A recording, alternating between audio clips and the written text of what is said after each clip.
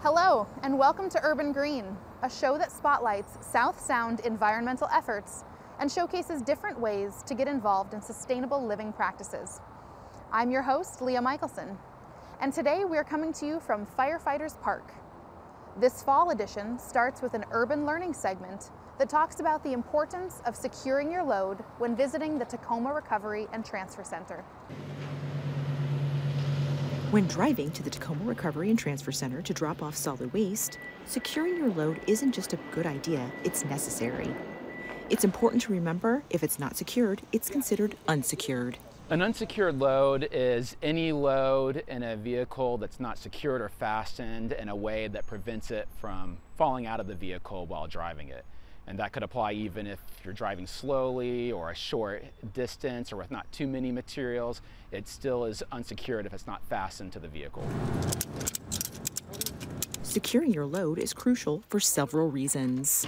There are a lot of good reasons to secure your load. First and foremost is safety. It can cause injuries and even worse when driving down a public highway and material falls out and another vehicle has to swerve or it hits the other vehicle and causes a dangerous accident. It's also important for the environment. It can cause litter when material falls out, and anything that hits the ground in Tacoma will get into our waterways and hit the Puget Sound. And don't forget, it's the law. You can face fines or penalties for driving with an unsecured load. There's both a state law and a city law. The state law states that you can't go on a public roadway with a load that isn't prevented from falling out of the vehicle, and that could result in fines. As well, in the Tacoma Municipal Code, there's also a law that says if you're coming to the Recovery and Transfer Center to drop off solid waste, you have to secure that waste load, and there could be a penalty for coming to our site with it unsecured. A load is considered secured when it's covered in a manner that prevents the material from falling out while driving. Depending on the type of material, visitors to the Tacoma Recovery and Transfer Center can cover their loads with a tarp or netting and then secure it with ropes, straps, or chains. One thing that I like to do if I'm loading up a vehicle is ask myself, if I'm driving and I have to stop quickly or if I have to turn quickly, will any material potentially spill out? And if so, that's not secured yet, so there's more I need to do. In addition to the chains and straps and tarps or nets, you can also load lighter items underneath the heavier items to help hold it in. You can make sure to drive cautiously along the way, and you can also double check that your load is secure before coming to our site. Whether you're heading to the Tacoma Recovery and Transfer Center or driving from point A to point B with a load of items in the back of your vehicle, make sure to secure your load. It's not just about avoiding fines, it's about keeping our roads and environment safe for everyone. To find out more about solid waste management and the Tacoma Recovery and Transfer Center, visit the city site. Up next is the Urban Tabletop segment, where we visit Tibbitts at Fern Hill for a demonstration on making salted caramel banana pancakes.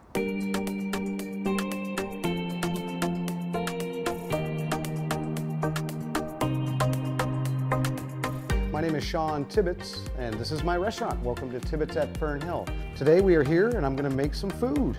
On my menu today, that is coming out next month, is one of my salted caramel banana pancakes. I'm excited about this because it's all clean, fresh, scratch ingredients. So we're gonna get started, and yeah, glad you're here, Tacoma, and here we go. First thing I like to do is I will get my pan on low, so my pan's already hot. I've got 2 tablespoons of oil right there. We're gonna add that. Right here is my flour.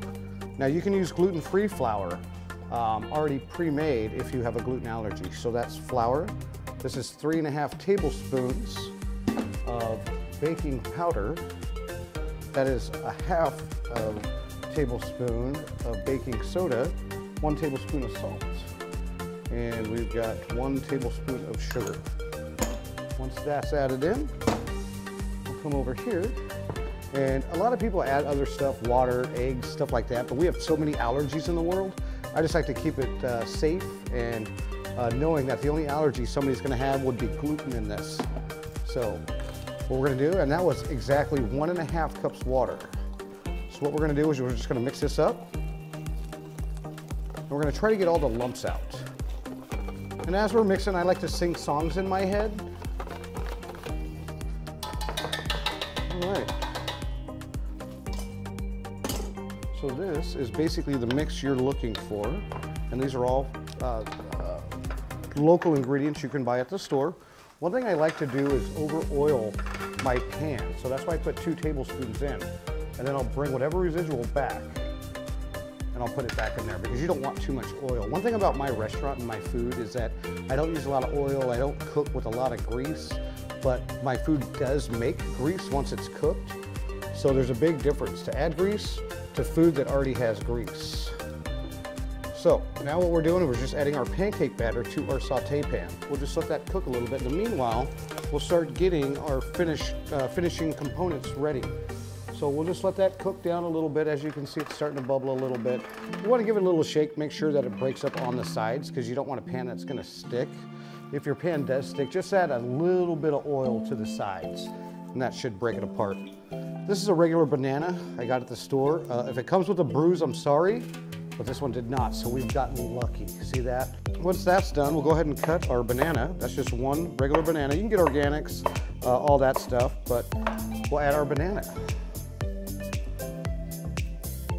And then I'm also gonna add a little bit of this 100% pure cocoa. And you wanna sprinkle it evenly. You just don't wanna get a big clump that pops out. So if you got it in a shaker or something like that, go ahead and do that. That always works. So once we're at that point, we can see it start to get really bubbly.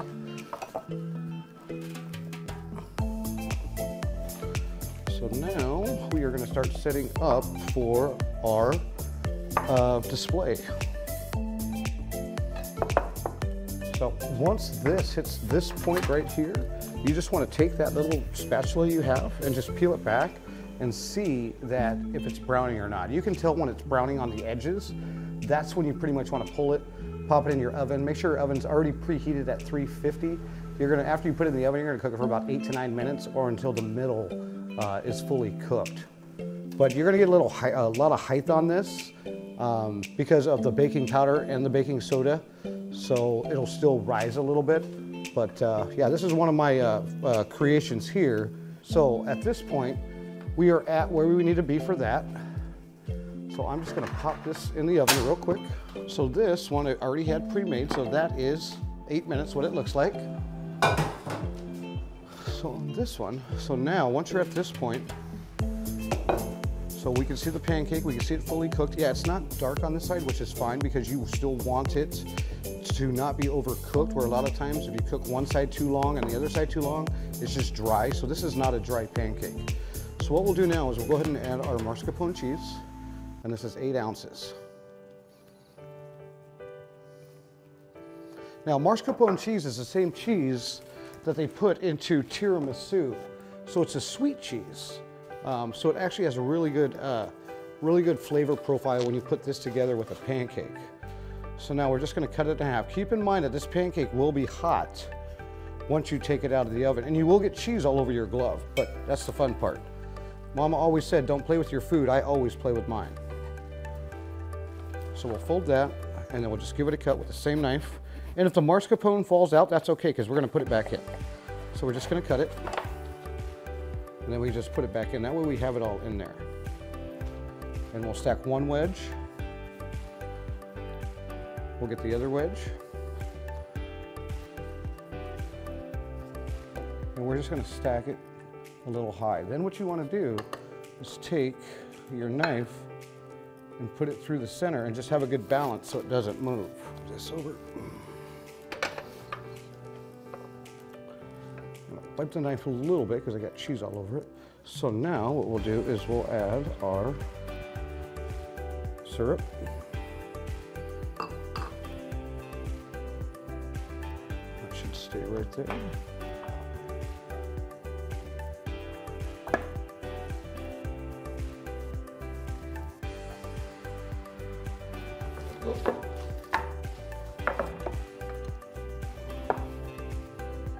Then we'll get our whipped cream. And then I use non-dairy whipped cream because that way if somebody has a dairy allergy, I cannot put the mascarpone in there. So a lot of people don't want it with the mascarpone, and then we'll just whisk around it with the whipped cream. A little on top.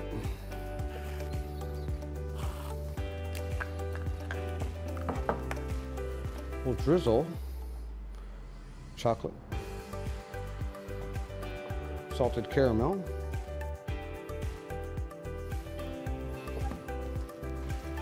pull that knife out one more time. We'll put the banana in. Sure, at this point, we'll take a little bit of this cocoa and also my powdered sugar.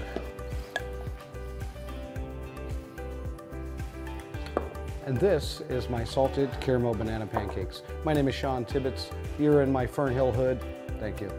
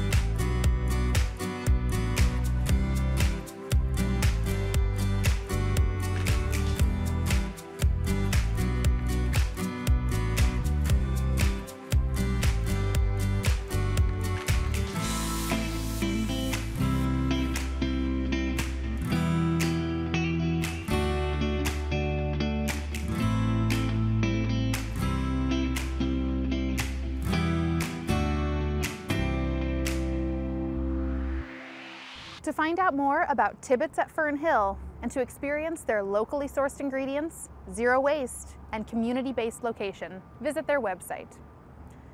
After the break, we'll visit Remakery Tacoma to learn about reducing waste while encouraging a circular economy. But first, the Urban Quick Tip will share a recipe for a natural glass cleaner.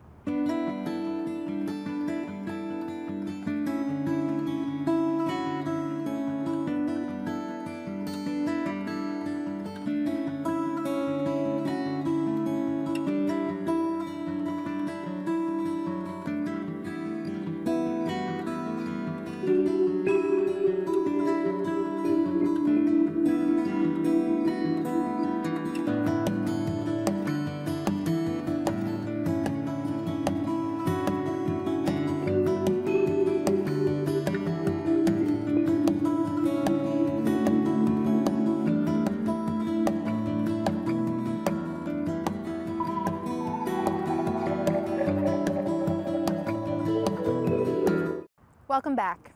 Now we will dive in with Remakery Tacoma and learn about their mission to provide the residents of Tacoma access to education, tools, and resources on the remaking, repair, and reuse of post-consumer materials and waste. Awesome. There's assortment of stuff inside.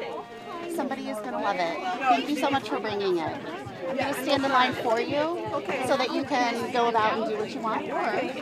Remakery is a creative reuse nonprofit in Tacoma, dedicated to empowering our community through resources, education, and tools for remaking, reusing, and repairing existing materials to encourage a circular economy. There's a lot of stuff out there already, and we hope to redistribute from people who don't need or want it anymore to people who do need or want it. It saves money, it's great for the environment, not creating new stuff, and it also helps lower barriers. Pop-up events are at the heart of what Remakery does. They're free, open to everyone, and packed with opportunities to craft and create. From sewing and fiber arts to paper crafts, there's something for everyone to enjoy. Today we're doing a free craft swap where people can bring craft supplies that they don't want anymore, and other people can take them away for free. It's been very popular. People love to craft. We do multiple events every month across Tacoma. We encourage you to come down, come craft, join us, and use our materials, use our tools, so you don't have to buy new tools. Tacoma Creates is a voter-approved initiative aimed at enhancing access to arts, culture, heritage, and science experiences across Tacoma. As part of their funding cycle for 2024-2025, Remakery was included. Tacoma Creates is an awesome organization that supports the arts in Tacoma, both financially and with a lot of resources. We got a grant from Tacoma Creates so that we can provide more free pop-up events. There is more coming up this fall for fun and eco-friendly crafting. We're making pumpkins out of yarn. We're making earrings out of melted down bottle tops that are really cute. Fiber, we're doing fiber stuff and more sewing projects. Lots of great things. Remakery also holds mending workshops that teach essential skills to help extend the life of your clothes. It's about more than just stitching. It's about appreciating what you own. I think crafting is very therapeutic, and so people are using it a lot to deal with the world, but also just feel better about what they're doing and making. Join Remakery at an upcoming pop-up event or workshop and discover the joy of creating while working towards a more sustainable future. A lot of what we work with is waste. There is a lot of clothing that people don't use, and we love to take apart those clothes and make them into patches or sew them into purses and tote bags. It helps connect with what you are buying, and instead of just throwing it away, making something useful out of it. Visit the Remakery Tacoma website to find out more about upcoming events, view a catalog of how-to resources, or to get involved. Up next is the Urban How-To. This do-it-yourself segment features an introduction to food dehydration, especially around storing emergency supplies. Welcome. I'm Hal Ming with the Center for Food Preservation Arts, and this is a how-to video that we're producing with the Enviro House. The Center for Food Preservation Arts, as part of our goals, is to provide information and resources for people who want to learn more about preserving their own food, so hopefully they can be better prepared for emergencies or just make their lives more convenient.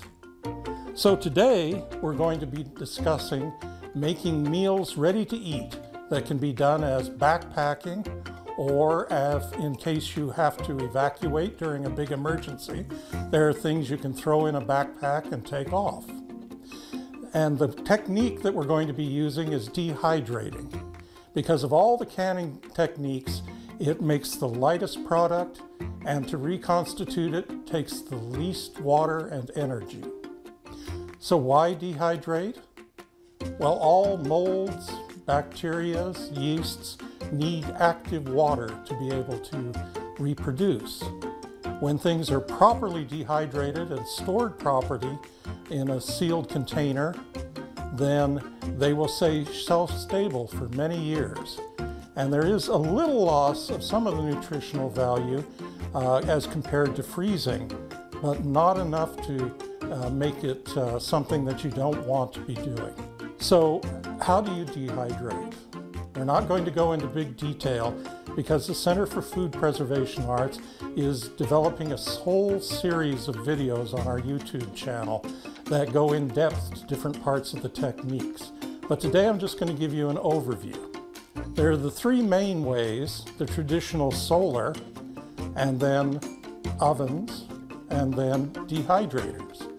Well, in most of the country, especially around up here, you can't rely on the sun enough. So we'll set that one aside. Ovens, you want to, in any dehydrating, you want to keep the temperature below 175. Because with almost all produce, if you go above 175, you start cooking it. And that's a different product than dehydrating. Freeze drying is a form of dehydration.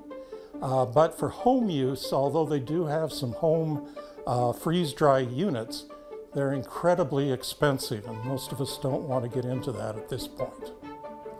When you're looking for dehydrators, there's really two basic types. There's the older type where the heat and the air comes either from the bottom up or from the top down.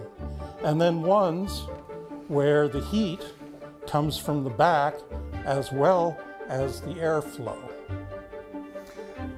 The pros and cons, these are usually less expensive.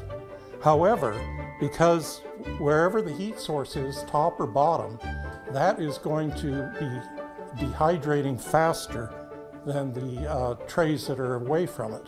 So you have to be constantly rotating the trays. With these, and I prefer this model, the Excalibur, and it's a little costly, it's over $200, but they are real workhorses. I've had this one and I don't get any kickbacks from them. I've had this one for almost 7 years and use it weekly at a minimum. So the heat and the air come from the back and they flow forward over the trays. And like all of them have some kind of removable mesh. And then if you were going to be making things like fruit roll-ups or vegetable leathers, they have like Teflon sheets that fit over the top. So all of these need to have a temperature control, and these go anywhere from 95 to just over 155, and it also lays out suggestions for different temperatures to do things at. And this one has a 24-hour timer. Now, we don't run into too many things that require that much time, but it's good to know that you can set it for that. It's suggested you probably don't want to leave it for long periods of time, but certainly, you know, you don't have to sit up and watch it overnight like you would with a pressure canner. So where do you get the produce and things that you dehydrate? Well, there are some things where it is a complicated process because of the oils and proteins that are involved in it. So things like eggs and dairy, they suggest you buy it commercially. Now this is a little more expensive than just going down and buying a dozen eggs, but this is equal to about, I think when I figured it out, it was about 120 eggs in a package. And once you open it, you want to put it in an airtight container and refrigerate it. Then things like meats, usually you can buy them in all different kinds of flavors and in individual packets, and that's the way I go for emergency meals. Now for home dehydration, I have an ideal situation where I have a garden just right out my back door. And just for example, today I picked about 3 pounds of green string beans, which I blanched and froze part of, but I'm also dehydrating part of them. Because you can put things together in individual bulk, like this is slices, potato slices from potatoes that I just grew that have been dehydrated, and they're not like potato chips, they're far more crispy than that, but they make a great potato au gratin. You can also take and grate them up, and you can dehydrate them for hash browns. But then when you have accumulated bulk of a number of these different products, you can put them together. Like for example, this is a mixed bean and leek, what I call a base. And this is what a lot of the meals that we put together can come from. So when you're packaging meals, you can put them into, now I have vacuum packed this, but you don't have to have a food saver. You can just use Ziploc baggies. And I usually, what I do is put it in a Ziploc baggie and then vacuum pack it. Now that might seem like overkill, but it's going to be keeping it safe and crispy for, a good number of years. Then you can also take and put them all together in a packaged meal.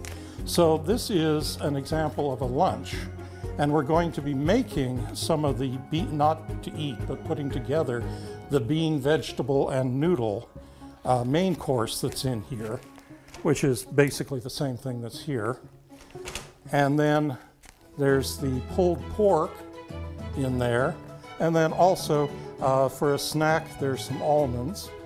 And you could also throw in for a meal something like some dried fruit or some like trail mix, things like that.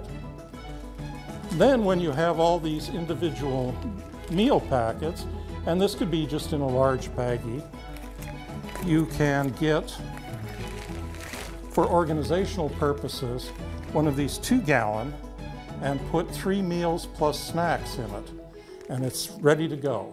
These how-tos were created in partnership with the EnviroHouse Free Workshop Series, designed to support healthy, sustainable homes and gardens. For a listing of workshops, visit the city's site. Thank you for joining me for this edition of Urban Green. I'm Leah Michelson, leaving you with more ways to engage in sustainable living practices that are right for your lifestyle.